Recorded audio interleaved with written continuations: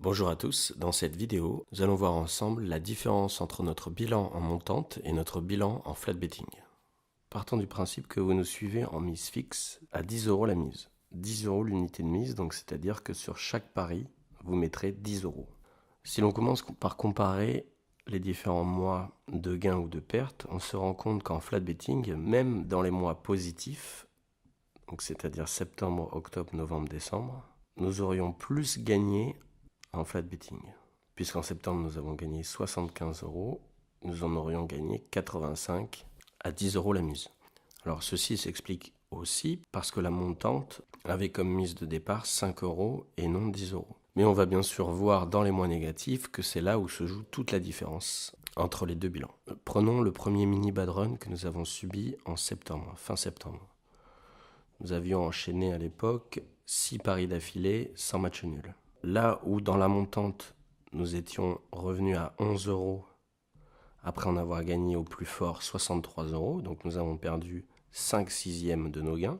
Avec un suivi en flat betting, à ce même stade, nous aurions perdu 45 € pour 105 € de gain maximal, soit la moitié. On voit que les courbes sont relativement similaires jusqu'en décembre, puisqu'avant le second bad run de la fin décembre, où nous avions enchaîné 7 matchs sans match nul, nous étions à 356 € de gains sur la montante, et en flat betting, nous étions à 541 €.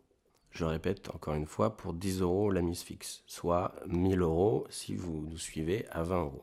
Donc, après 7 matchs sans match nul, nous avions perdu seulement 70 €, ce qui est logique. Tandis que pour la montante, nous avions déjà perdu 100 €. Bien sûr, la montante nous avait permis de revenir 6 € au-dessus du pari numéro 93, puisqu'on voit qu'au pari numéro 101, nous sommes à 362 €, soit 6 € au-dessus du pari numéro 93. Tandis qu'en montante, au 93, nous étions à 541 €, au 101e, donc après 7 matchs sans match nul, nous sommes à 497 €, donc nous encaissons une perte d'environ 43-44 €. Ce qui n'est pas forcément très significatif après avoir enchaîné quand même 7 matchs sans match nul. Avoir une perte de 40 €, d'une quarantaine d'euros, voilà. Et c'est tout à fait logique puisque nos matchs nuls en moyenne ont une cote aux alentours de 3,50. Donc, quand vous passez un match nul, vous gagnez 2 unités 5. Donc, vous rattrapez 2 paris perdants et demi. Presque 3 paris perdants. Si nous allons voir le troisième bad run qui a eu lieu en janvier, fin janvier, avec 12 paris perdants, donc 12 paris sans match nul, nous voyons très clairement que sur la courbe, nous sommes descendus, nous avons perdu à peu près 3/4 de nos gains en 10 jours. Tandis que sur un suivi en flat, nous avions perdu 100 €, c'est-à-dire 1/5 de nos gains. Donc 1/5 pour 3/4 en montante.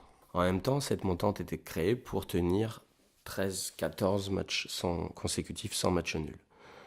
Nous ne pensions pas aller au-delà. Et c'est là qu'arrive le dernier bad run de février avec 14 matchs consécutifs sans match nul, où là, on le constate facilement, nous avons fait complètement banqueroute sur le système en montante. C'est-à-dire que nous avons perdu l'intégralité de nos gains depuis le mois d'août. Alors, une banqueroute, généralement, c'est quand on perd l'intégralité de son capital. Là, nous sommes revenus à zéro et voire même en négatif depuis le début de la saison 2018-2019. Tous les gains se sont effondrés. Alors que même après un tel bad run, avec un suivi en mise fixe, finalement, nous avons perdu seulement, on peut dire, qu'un peu plus de 110-120 €. Puisque avant le bad run, nous étions à 443 € et à la fin, nous étions à 300 €. Donc, c'est-à-dire, on a encaissé 140 € de perte. Donc à ce stade, c'était à peu près un quart, une fois de plus, un quart de perte. Bon, on a fait plusieurs vidéos pour parler de ces bad runs. On a expliqué que malgré nous, nous avions changé notre méthode sans nous en rendre compte. On a cherché beaucoup trop de matchs nuls, on a cherché à trop envoyer. On était avec un système de montante qui aussi psychologiquement avait pour effet de nous inciter à prendre des matchs, puisque si un match nul tombait, on récupérait toutes nos pertes.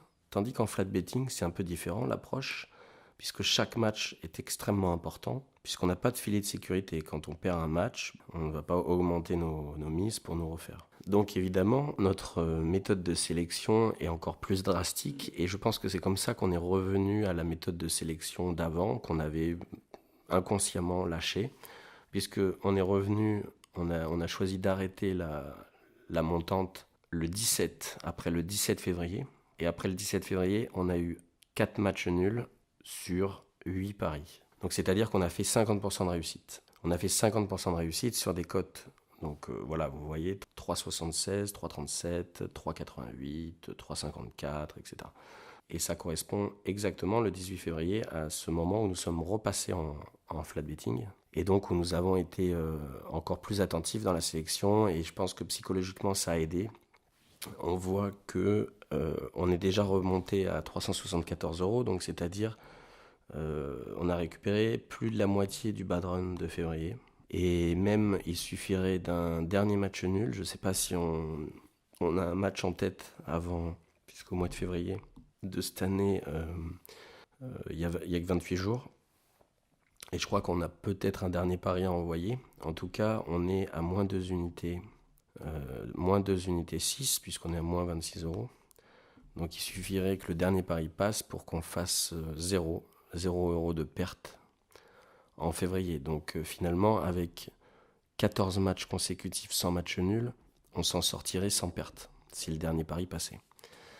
Donc malgré ces quelques mois compliqués, le bilan en flat betting, ce qui est le plus important, est relativement encourageant, puisque nous avons toujours un ROI, donc un retour sur investissement, de 24%. C'est-à-dire que pour 1 500 € de mise depuis le mois d'août, nous avons gagné 374 € de gain. Et nous avons finalement seulement 2 mois pour l'instant négatifs. Peut-être qu'on va réussir à sauver février, donc, ce qui représentera un mois négatif. Donc à moins 90 €, donc moins 9 unités. Mais sachant qu'avant, nous en avions gagné 15 unités en décembre, 16 unités en novembre, 8 et 8 en octobre et septembre. Donc on est toujours à 37 unités de gain, ce qui est relativement correct, et ça nous permet d'enterrer définitivement notre système en montante qui a été une réelle erreur. Et pour la sélection des matchs et pour la gestion de votre bankroll, un suivi en flat betting est l'idéal pour gagner de l'argent en nous suivant. Et nous sommes persuadés que nous allons retrouver nos résultats de la fin 2018 avec cette belle courbe ascendante pour la fin de la saison donc de 2019. Mais évidemment, vous pouvez toujours vous abonner à cette chaîne pour suivre l'évolution de nos résultats dans les mois prochains. Merci à tous d'avoir regardé cette vidéo. À la semaine prochaine. Ciao.